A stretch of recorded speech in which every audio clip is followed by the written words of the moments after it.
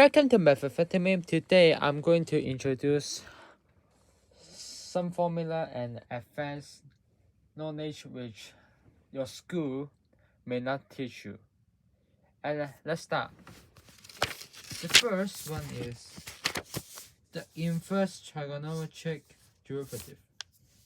I don't know about you guys, but many schools don't teach it. Don't teach them the derivative of trigonometric function. Like the derivative of inverse sine x cosine x, right? Your teachers only teach you how to differentiate sine x, right? It's just cosine x. How to differentiate tangent x, it's just secant square x, like so on, so on, so on. But today I'm going to tell you what's the derivative of inverse trigonometric function. So the first one, the derivative of the inverse sine x is 1 over square root of 1 minus x squared. I put a star here because they are important. I always see it when I do the integration by part.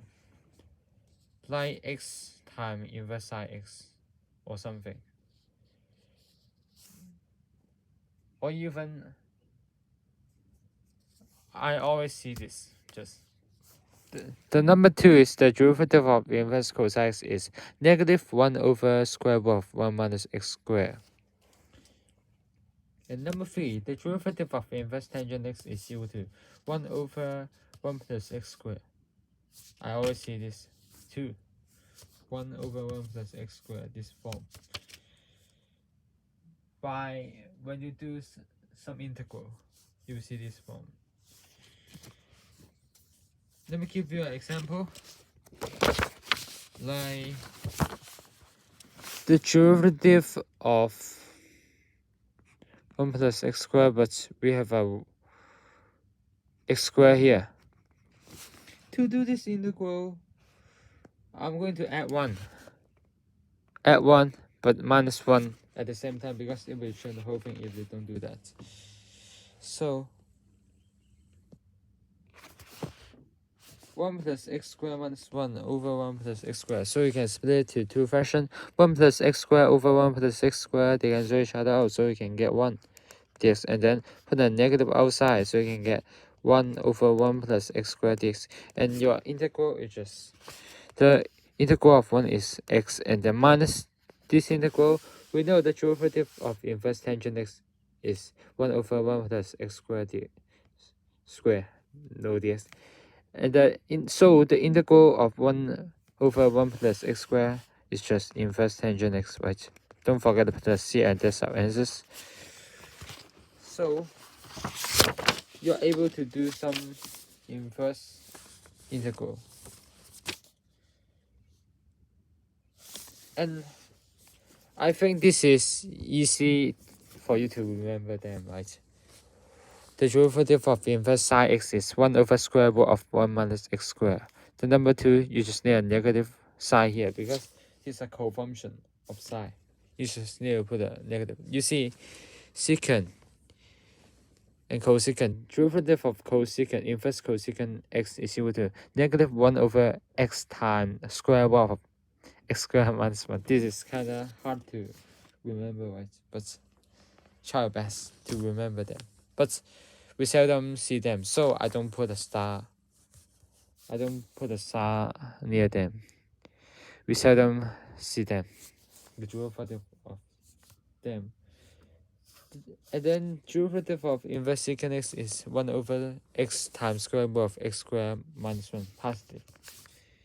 Because cosecant is a cofunction of secant, inverse secant. So you need a negative here.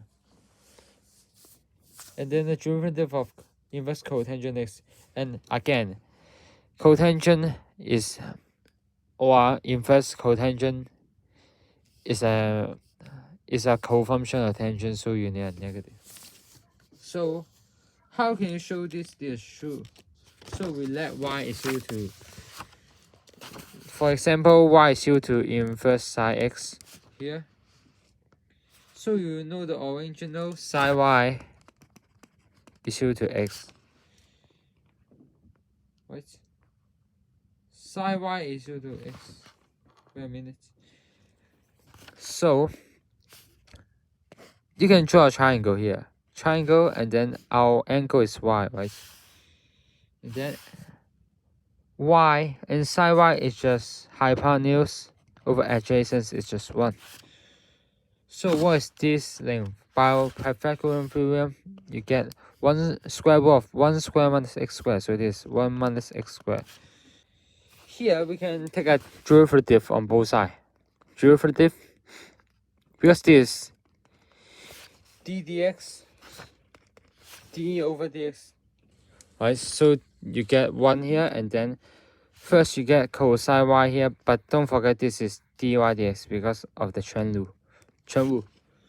And then our dy dx is just 1 over cosine y. What is cosine y here? Cosine y is adjacent over hypotenuse. So square root of 1 minus x squared times 1. So this is just square root of 1 minus x squared. So the original is just this. So the derivative of inverse sine x is equal to 1 over square root of 1 minus x squared. So you can do the rest by your own. And the second one, I'm sure that your school don't teach you hyperbolic functions, right? Sinh x, cosine x, and tanh x.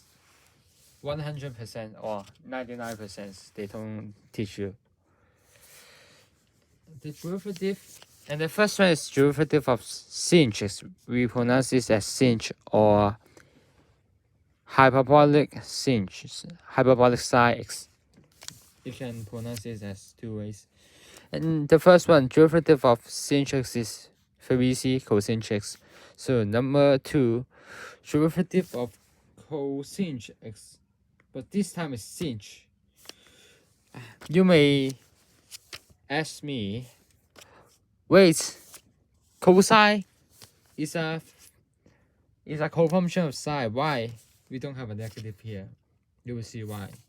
We will give you a form of it.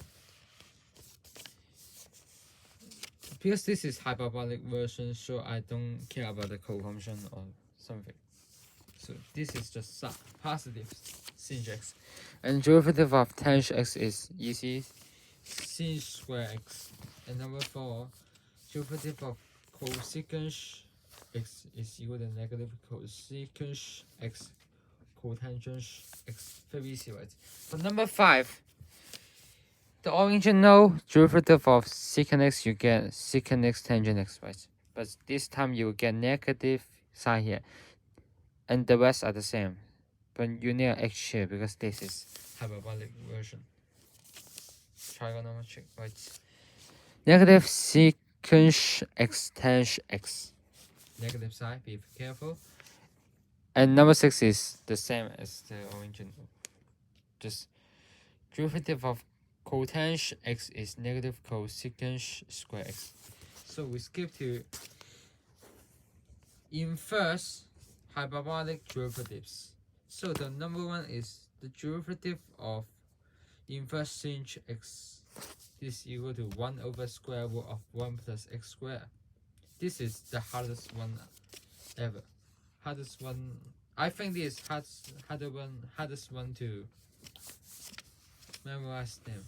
Because you see, the second one, derivative of inverse hyperbolic cotangent or inverse cos x is equal to 1 over square root of x squared minus 1. And these two are totally different, right? This is very hard to memorize. If you want to be a mathematician, just try to memorize them.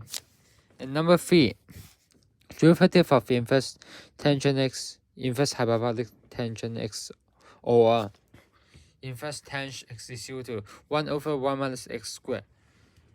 And you see, this is 1 over 1 plus x squared, and this is negative. Be careful. So I talk about derivative of inverse cotangent x first. Hyperbolic cotangent x, or you can pronounce this as inverse cos x. And this is the same. 1 over 1 minus x squared. very weird, right? But they have a different domain, but don't care about the domain, just they are the same. Derivative of inverse tangents, inverse cotangents, hyperbolic cotangents, they get the same answers. So the number 4 and number 5, they are different. Derivative of inverse cosecant x is equal to negative 1 over x times square root of 1 plus x squared. The derivative of inverse secant x is equal to negative 1 over x times square root of 1 minus. We have a minus sign here. So I'm going to... this is very easy. I'm going to introduce hyperbolic functions. What they mean. So the number 1 is sinh x is equal to e power of x minus e power of negative x over 2. This is very easy to remember, right? The number 2, cos x is equal to e power of x plus e power of negative x over 2. It's still very easy. Number 3, very easy to memorize. Just e power of x, e power of negative x. And number 3, you don't need to memorize them, just this is their ratio. The ratio between sinh x and cosinh x, you get e power of x minus e power of negative x over e power of x plus e power of negative x. Is very, very hard to say. The number 4, just do the reciprocal. I'm not going to tell you about it because they are very, very... Just 1 over sinh x, you get that, right? So how can you show the derivative of sinh x is equal to cosinh x? Let me show you. But I'm going to do the derivative of cosinh. Because all you know, very, very weird thing is very weird. Why the derivative of cos x is equal to positive sinh x? So let me write down. And the form, exponential form, you can say it as exponential form. This is e power of x plus e power of negative x over 2. So because 1/2 is a constant, so you put a 1/2 here. And then the derivative of e power of x is e power of x. And then we're gonna do the derivative of e power of negative x. This negative e power of negative x. So you see what? E power of x minus e power of negative x over 2. You get positive sinh x. So that's it. So I think this is the hardest one on this page to memorize. The inverse hyperbolic functions, which this is their logarithm form. Natural logarithm form, Ln. So number 1, sinh x. Of course, you can do a derivative of inverse sinh x and then change this to this form, and then you start to do the integral, do the derivative. So number 1, inverse sinh x is equal to Ln of x plus square root of x squared plus 1. And number 2 is inverse sinh x. This is number 2 is inverse cosinh x is equal to Ln of x plus square root of x squared, but this time it's minus 1. Number 3 is inverse tan x is equal to 1/2 Ln of 1 plus x over 1 minus x. Number 4, inverse cosecant, I forgot the h. Inverse cosecant x is equal to Ln of 1 plus, this is on the numerator, 1 plus square root of 1 plus x squared over x. Number 5, inverse secant x is equal to Ln of 1 plus square root of 1 minus x squared over x. Number 6, inverse cotangent x is equal to 1/2 of x plus 1 over x minus 1. So how can we find this? So let me give you an example. Hyperbolic sine or inverse sinh x. So you get the original sinh y is equal to x, right? And here we're gonna change sinh y into our exponential form. This is e power of y minus e power of negative y over 2 is equal to x here. So you can get e power of y. I'm gonna move the 2x to the left hand side, it becomes negative 2x. The minus e power of negative y is equal to 0. To solve this equation, I'm gonna multiply by e power of y on both sides, so you can get e power of y times e power of y, you get e power of 2y. I'm gonna factor, you get e power of y squared, and the minus 2x times e power of y, and then e power of y times e power of negative y, the power become 0, so e power of 0 is just 1 here. And to figure out what's our e power of y here, it's our quadratic formula. Negative b, our b is negative 2x, so you get 2x here, and then our 2a is just 1, right? 2 times 1 you get 2, and then plus, and then negative 2x you square that, you get 4x squared, and then minus 4 is c, minus 4 times 1 times negative 1 you get positive 4. So why don't I write a negative sign here? You see why e power of y is equal to x, and then we're gonna reduce it as 4 times. Factor out the 4, you get 4 times x squared plus 1. So you can get 2 times square root of x squared plus 1. 2 and 2 they cancel each other out, so you can get x plus x squared plus 1, right? You see, x squared plus 1 is always greater than 0, right? Because x cannot be an imaginary number. I don't care about imaginary number in our real world, right? So x squared plus 1 is always positive, so we don't need a negative here, negative sign. But that's not the point. You see, x, you can write this as what? Square root of x squared. What is this? Square root of x squared plus 1 is always greater than that, right? So if you need a negative here,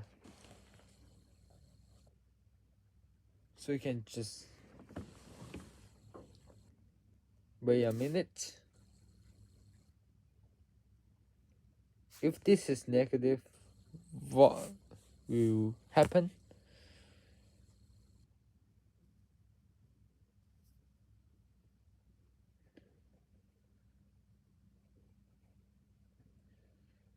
Here, we just need to take L1 on both sides, so you can get y is equal to L1 of x plus 1 plus x squared, they are the same. Just switch the order. So you can see the original is just L1 of x plus square root of 1 plus x squared. So that's the form. Here, let's move on to the next page. It will be the Euler's formula. It is really famous formula. I put every single formula. I give it a star here because I always use the Euler's formula like this. The Euler's formula is e power of I beta is equal to cosine beta plus I sine beta. I think many of you know this formula, but most of the school don't teach that, right? And number 2, e power of I pi is equal to negative 1. Just put pi into the theta, you get that. So number 3, sine theta is equal to e power of I theta minus e power of negative I theta over 2i. And 4 is cosine theta is equal to e power of I theta plus e power of negative I theta over 2. So to show this how it's true, the first thing I'm gonna do, we know our Euler's formula e power of I theta is equal to cosine theta plus I sine theta. And what is e power of negative I theta?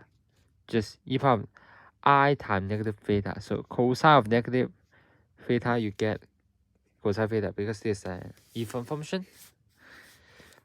And then I sine of negative theta, you put a negative sign outside. because sine theta is an R function. So you can add them up, or you can add them up, you get that. You can see negative I sine theta and positive I sine theta, they cancel each other out. You get 2 cosine theta here. So cosine theta is equal to e power of I theta plus e power of negative I theta over 2. So as sine theta, you can do this by your own. Just subtract it. E power of I theta minus e power of negative I theta over 2i. So this is very helpful to solve some hard equations like impossible equations like sine theta is equal to 2. You know, inverse sine theta, inverse sine of 2 is undefined, right?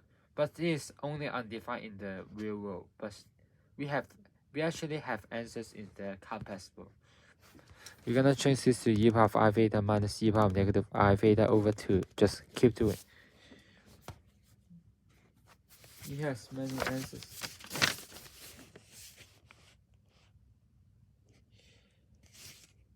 The next one is Lambert W function. Lambert W function is very cool. When you see x times e power of x and then put a w, this is a Lambert W function. W of x times e power of x is equal to x. This is very easy to remember. This is very weird. My sound is weird, sorry. So number 2, w of x times e power of w of x is equal to x, because w of x is a function. So you get x. So when we will use the Lambert W function, we will use this when we solve some equations like x is equal to e power of x. How can we solve this? To do this, I'm gonna divide by e power of x on both hand sides. So e power of x and e power of x, they cancel each other out. So you can get x times e power of negative x here.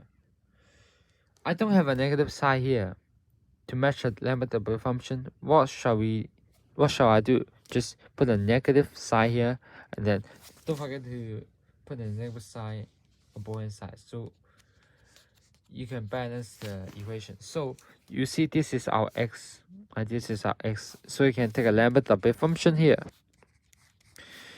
and you get the negative x, this x back, this thing back. So this negative x is equal to w of negative 1. So x is equal to negative w of negative 1. So w of negative 1 or w of 1, we don't have cool answers. They are very messy. But we have some w of 0. You should remember this is 0, and w of 1. Because w of 0 is equal to w of 0 times e power of 0, they match x times e power of x, right? So this is 0. W of 1, we don't have answers. Very cool answers. This is not a whole number, or you can say the answers is not a whole number. It's very ugly. And another one is w of e. This is equal to w of 1 times e power of 1. So you get a 1 here. So let's continue. This is our Lambert W function. The next one is trigonometric integral. Your school only tell you the integral of sine x is equal to negative cosine x plus c. The integral of cosine x is equal to sine x plus c, right? But they might not tell you the integral of tangent x, cosecant x, secant x, cotangent x, or something. The first one, the integral of tangent x is equal to ln epsilon value of secant x, right? Number 2, the integral of cosecant x is equal to ln epsilon value of cosecant x minus cotangent x. Number 3, I put a star because this is very common when you do an integral. Like some trigonometric substitution question. You might get the secant at the end. You can just put the answers. The integral of secant x is equal to ln epsilon value of secant x plus tangent x. Number 4, the integral of cotangent x is equal to L1 epsilon value of secant x plus c.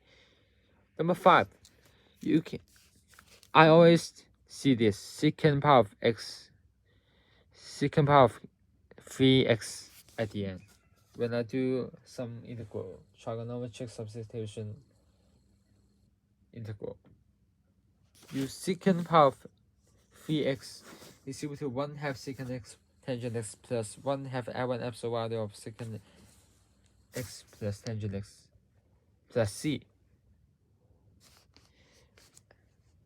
And the next one, x squared and a squared and x squared integral. It means whenever you see an integral which contains a squared and x squared like this, the number one, the integral of 1 over x squared plus a squared, and a is our constant here, is equal to 1 over a inverse tangent of x over a plus c. You can do this integral by let x is equal to a tangent beta. This is our trigonometric substitution. And number 2 is very weird. The integral, I put a star on it because they are very, very common when you do some complex integral. You will see this integral when you complete the square. Complete this square, denominator square. You might see this integral. But don't forget that dx. This is a common mistake. Number 2, the integral of 1 over x squared minus a squared is equal to 1 over 2a L1 epsilon of x minus a over x plus a plus c. Or you can easier, but this time we need a negative 1 over a inverse tangent of x over a plus c. Number 3, this just straight the side. Just straight the side, right? This is equal to negative integral of negative 1 over x squared minus a. But this time, you just straight the side because you can throw the negative side into it. You just straight the order. X plus a over x minus a. They are the same. You don't need to memorize this, but we see this more. With this, we see this integral very, very, very common. Very, very common when you do some complex integral. Complex is not complex number, just very difficult integral. Number 4, the integral of 1 over square root of a squared minus a x squared is equal to inverse side of x over a plus c. We don't see this very, very often, but try to memorize it. Oh, the next one is integration shortcut. This is very, very important, extremely helpful. DI method. This is integration by part. I should add a by part here. Integration by part shortcut. Shortcut is called the DI method, right? I'm not sure your teacher knows DI method or not, or they don't allow you to use the DI method. But you can use this when you do some multiple choice question, which contains integration by part, right? The first one, to do the integration by part, you're gonna put something you wanna differentiate and put something you wanna integrate. So don't forget the plus and minus. The first one is plus and minus plus. The first one, you're gonna differentiate x. To differentiate x, you get 1. To differentiate 1, you get 0. The number 2, you're gonna integrate e power of x. The number 2, you get e power of x, e power of x. Then you're gonna let x and then multiply by e power of x. This is just our integration by part rule. Just x times our v times u, right? And the minus u dv is just minus, but we don't. The first rule, the first step, when stop doing the plus or minus plus, when the 0 is in the D column, this is our D column. Look at it. When this is 0, you just need to keep multiply because the next integral you're gonna multiply just 0, right? So your final answer is x times e power of x, you get x times e power of x, and the minus 1 times e power of x, you get e power of x plus c. Don't forget the plus c. Number 2, the second step, the second rule of the DI method. When 0 is never in the D column like this, you wanna differentiate Ln(x) and 1 over x. The next one you get negative 1 over x squared. It's never 0, but and it never repeat. I'm going to explain what it means it is never repeat. The integral. So differentiate and then you get 1 over x, and then to integrate x you get 1/2 x squared. So whenever you see this never 0, you're gonna multiply this integral. 1 over x multiplied by 1 square x squared. Don't forget the integral and put the dx here. This 1/2 is a constant, you put it outside the integral, you get 1/2, and then x squared over x, you get x. So these are final answers. Number 3, the third step. When you get the original integral back, like this is very common, the integral of e power of psi x. First, you're gonna differentiate e power of x. You can also differentiate psi x and integrate psi e power of x, up to you. And this is our method. E power of x, you keep getting e power of x, psi x, negative cosine, and negative psi x. You see they keep looping. The next one is cosine, and keep going.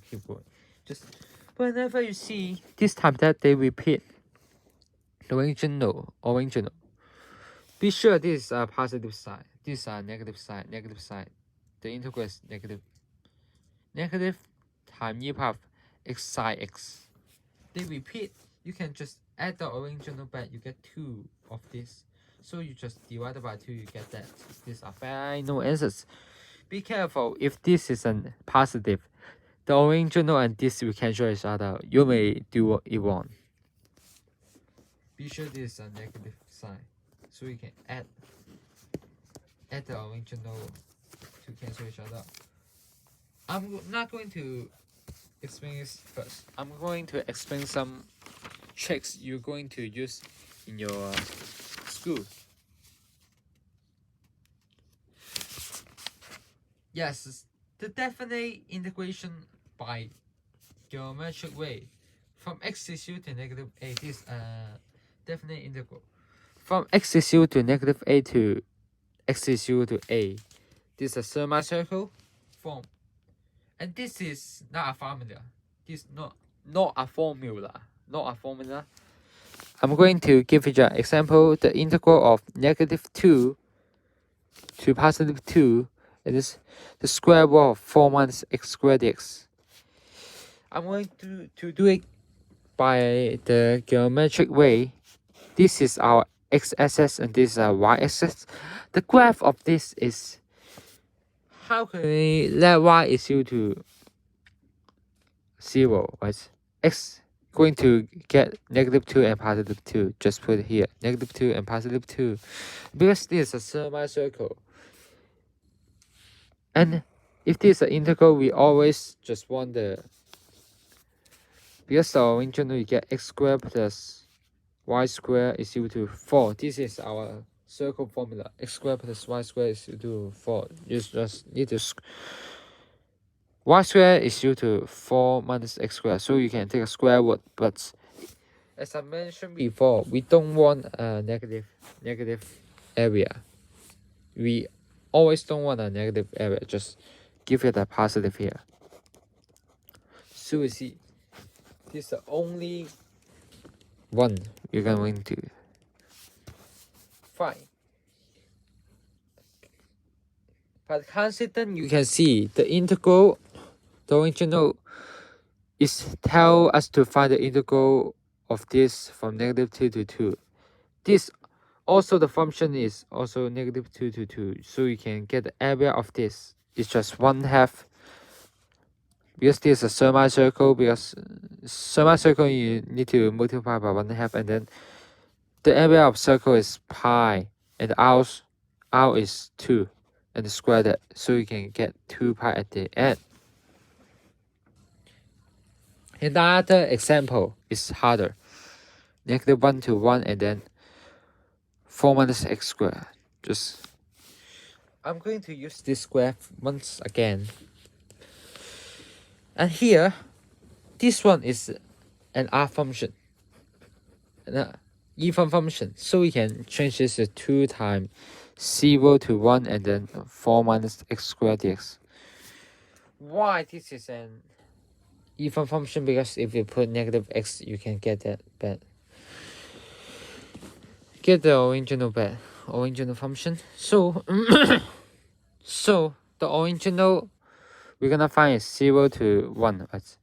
Let me get -1, 1. Twice area. 2 times this area, you just get this, right? So to find this area, first we're gonna draw a line here, and this is a right triangle. To figure out what is the area of this triangle, what's its height, put 1 into the original. Square root of 4 minus 1 square, you get square root of 3. So its area is 1/2 times 1 times square root of 3, and then another area is this center area. Because this is a semicircle, its radius is 2, just 2. First you get plus 1/2 r square theta, right? R is just 2 square, and the square that, and then our theta was our theta. Let me draw a line here. And this length is 1, and then this is our radius is just 2. Our theta is just inverse side of 1/2, right? So this is 30 degrees, so this pi over 6. We're gonna change this to radian. So this is multiplied by pi over 6. So 2 and 2, they cancel each other out here. So you can get square root of 3. And then plus 2 and 2, they cancel each other out. And then 2 squared is 4. 4 over 6, you get 2 pi over 3. That's our answers. So the next one, the integration from x is equal to -a to plus x is equal to a. With these odd and even functions. The number one, the integral of odd function over 1 plus another constant b power. Of course, a and b, they can be the same. Odd function of x over 1 plus b power of even function of x. This is equal to 0. Because this entire you get an r function. But r function. So you know the integral of an r function from -a to positive a, you get 0. The second one is very hard to prove. I might make a video about them. The integral of the even function over 1 plus b power of r function from -a to a, the integral is equal to the integral of even function of x from 0 to a. Be careful, it is very hard to. Very be careful, this from 0 to a. Your school, 100% your school, don't put some hard question like this. If you don't know this formula, you will do it impossible. This is impossible to solve it if you don't know this formula. And this proof is very complicated. I will do it in my next video. And let's move on. Non-elementary integrals. This is very fun. We'll do some elementary integrals here. Number 1, the integral of e power of x over x is equal to ei of x, and this is our exponential function, exponential integral function. Number 2, the integral of 1 over L1 x is equal to Li of x plus c. And I forget what's name. I forget. This is equal to Li of x plus c.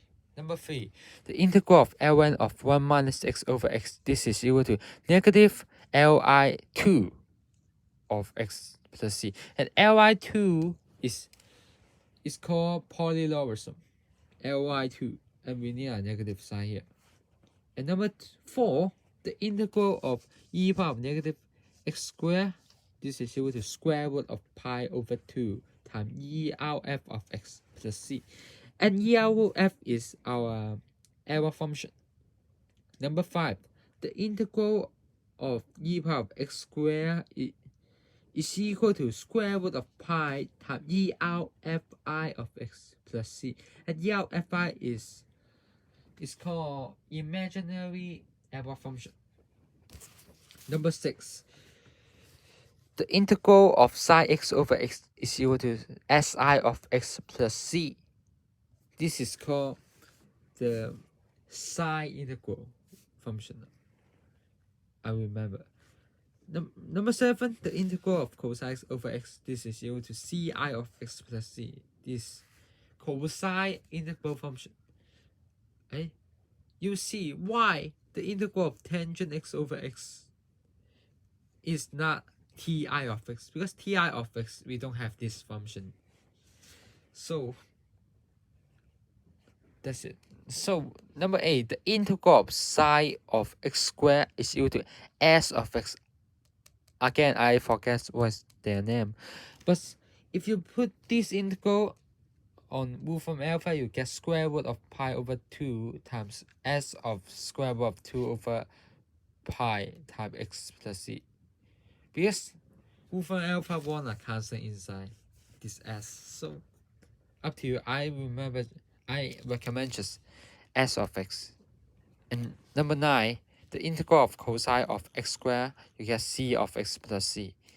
Or you can square root of pi over 2 times c of square root of 2 over pi x plus c. This is very, very hard to, very, very crazy. But I recommend don't use them, just use this. And number 10, the integral of square root of 1 minus a times sine square x. This is equal to e of x, and then put a, I forget what his name, x, and then our number plus c. I remember this called elliptic integral. I forget. Number 11, the integral of 1 over square root of 1 minus a sine square x, and a means constant here. This is equal to f times x. I forget what his name. Just put a line here and then a plus c. Now here, I'm going to explain what's Gaussian integral. The Gaussian integral is the integral of e power negative x squared from negative infinity to positive infinity. You get square root of pi. To solve this, it will take a long time, so I will not do this in this video. It will take me a lot of time, but so remember it. Okay, let's move on the complicated one. Or I'm going to explain Euler's substitution here. Euler's substitution is let t is equal to tangent of x over 2, and then dx is equal to 2 over 1 plus t squared dt. Sin x is equal to 2t over 1 plus t squared. Cos x is equal to 2t over 1 minus t squared. Tangent x is equal to 1 minus t squared over 1 plus t squared. You can check the proof of it on YouTube, because it will take a lot of time if I prove it right here. When should we use this integral? Like 1 over something, 1 plus sin x. We let sin x is equal to this, and then keep going, you get this. And then use our substitution in our head. We let u is equal to t plus 1. So du is equal to dt, so you can get that, and then get that. And then our t is equal to tangent of x over 2. plus 1 of c. And this one, 1 minus psi x over 1 plus psi x. I don't know how to do this integral at the end, but I'm sure I can do it by multiplying the conjugate, right? So this, we seldom use this formula, but this Euler's substitution is really fun. You can remember it. You can memorize it. Okay. Then I forget what its name. Let me search it. Laplace transform.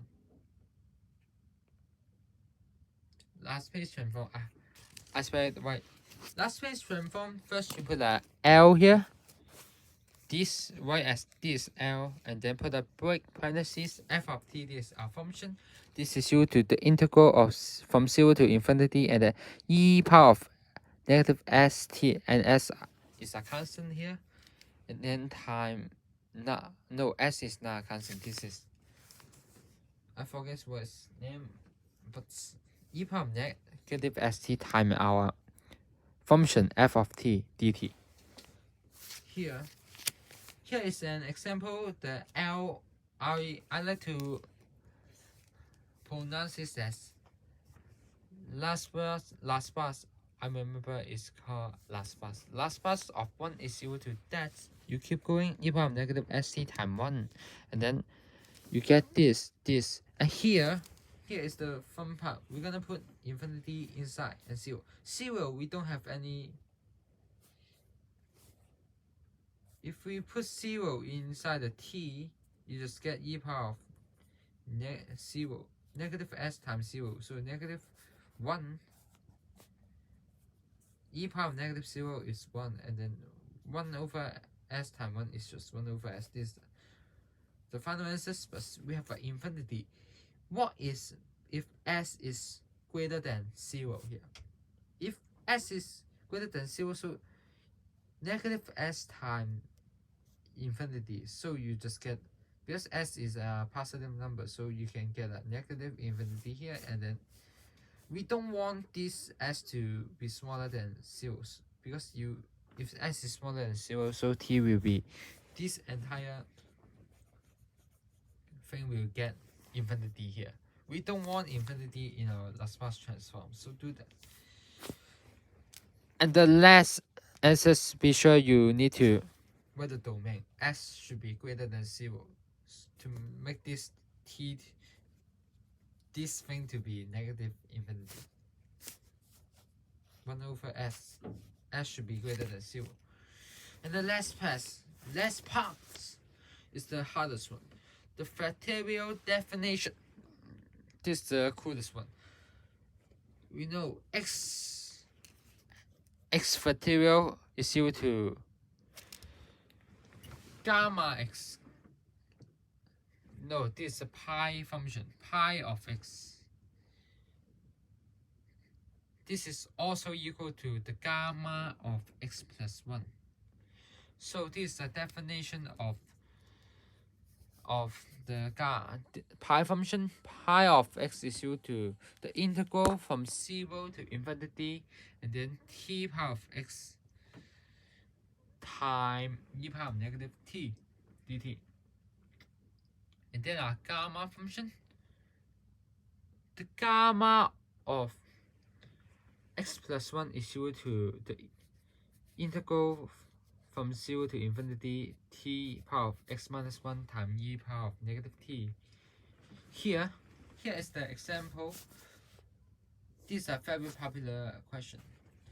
1/2 factorial is just gamma. By the definition, x factorial is equal to pi of x as gamma. Pi of 1/2. So you get that, and then you're gonna do some substitution. You get that u times e power of negative u squared times 2u du. So we gonna differentiate u here, and then integrate 2u times e power of negative u squared. You get that. And then here, be careful. If you put infinity, you get e power of negative infinity square. You will get 0, and that's infinity times 0. Infinity times 0 is an indeterminate form, so we should use our limit u opposed to infinity here. If you put infinity in it, you get another indeterminate form, which is infinity over infinity. So this is it. You get 0. But last battle, I forget it. Sorry. Do the derivative on both the denominator and the numerator. You just put the negative infinity inside the u, so you can get 1 over infinity, so you can get 0 at the end. So this is this integral of e power negative u squared from 0 to infinity. Because this is an even function, we know 2 times the integral of e power negative u from infinity to negative infinity to positive infinity is equal to this one. But we also know the half of this integral is equal to that. But so we can change this to this.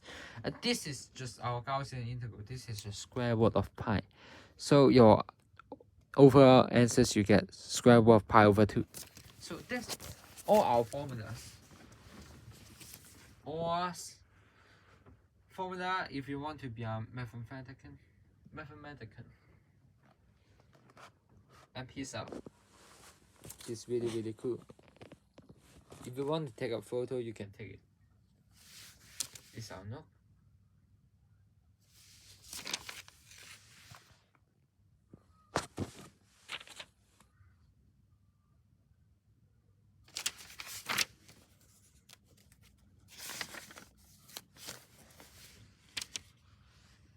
And Euler's substitution.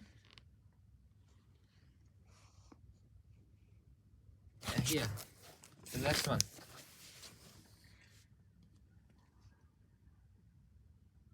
And peace out.